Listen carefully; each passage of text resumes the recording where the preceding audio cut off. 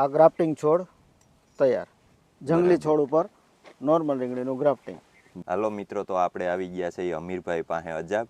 તો ગ્રાફ્ટિંગ વાળા ઘણા બધા આપણે રીંગણીના છોડ જોયા, ઘણી બધી માહિતી લીધી. તો અમીરભાઈ, આનું ગ્રાફ્ટિંગ કઈ રીતે થાય છે એ થોડું સમજાવો. ગ્રાફ્ટિંગની અંદર પહેલા નંબરની અંદર તો આ એક ટ્યુબ હોય છે, ક્લિપ, બરાબર છે. હું તમને બતાવું. પછી આ છે આપણે જંગલી છોડ, બરાબર, આપણે જંગલી છોડ બતાવ્યા ભાઈ. અને આ છે આપણે નોર્મલ રીંગણીના છોડ. તો ગ્રાફ્ટિંગ કઈ રીતે થાય છે? આ રીતે આ કટિંગ કર્યું, ત્યાર પછી આ ક્લિપ લગાડી, ત્યાર પછી આને પણ આપણે કટિંગ કર્યું અને એને સેમ કટિંગ કર્યું.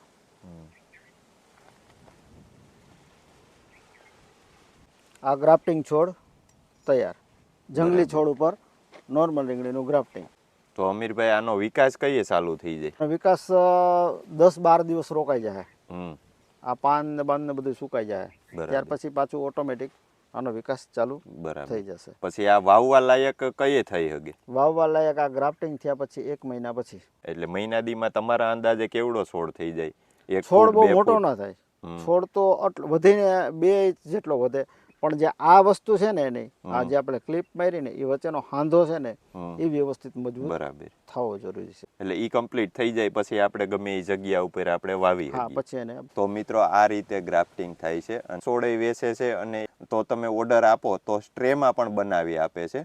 તો એના અલગ અલગ ભાવ હોય છે મિત્રો. સ્ટ્રેમાં પણ અલગ હોય છે અને એક છોડ જોતો હોય તો એના પણ અલગ. તો અમીરભાઈ, આ છોડ કોઈને મગાવવા હોય ખેડૂને, તો કેવી રીતે તમારી પાસેથી મગાવે?